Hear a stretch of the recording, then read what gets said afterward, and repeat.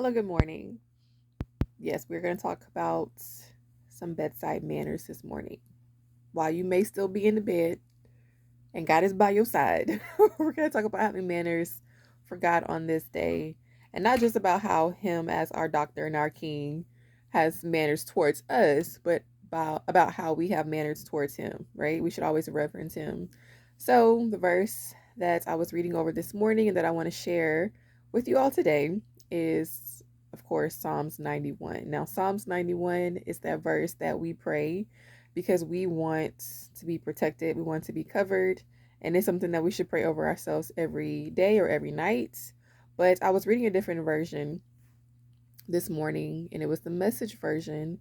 And to paraphrase it, because I don't have my word right in front of me, but it was very beautifully said. It says, "Those who sit down in the Most High God's presence, those who sit down, those who sit down with Him, those who sit down with Him."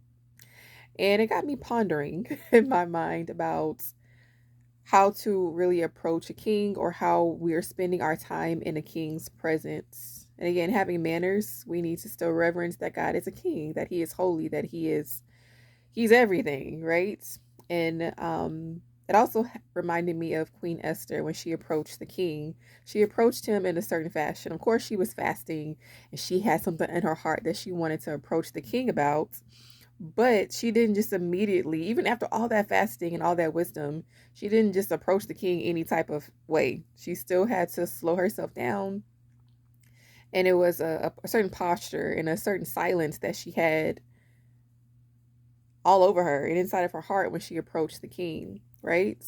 So we should still take on that same posture. We need to understand and recognize that God is a king, that He's our Father, and we can come to Him and flap our gum, talk to Him about any and everything, as we should. Yes, we should. We should talk to Him about emotions, feelings, things that we need, all that great stuff, because we have freedom. But again, He says don't abuse that freedom in His word, right?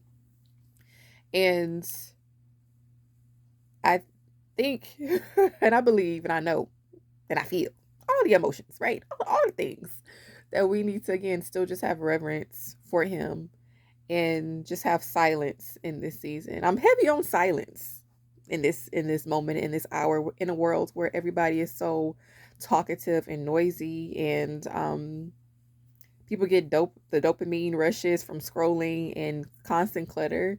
Like, God is desiring silence. He's desiring just silence. So again, we should approach Him with that same manner when we are sitting in His presence, as it says in Psalms 91, those who sit down with Him. Sitting down with Him doesn't require always all the talking, all of the words.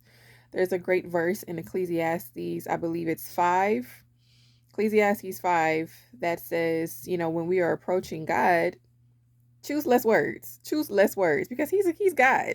He sits up high and looks down low. So sit in His presence with less words. Listen to what He has to say, even if He doesn't say anything.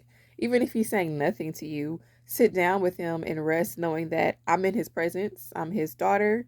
I can truly abide in Him, and He's abiding in me, and we're spending time together. Everything that I need is already fulfilled.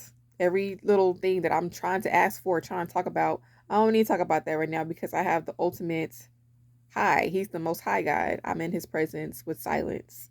So that version was really great. I just wanted to share that also. Just sit with Him. Sit with Him in silence. Not always busting into His courtyards with talks and words and chatter, but with silence.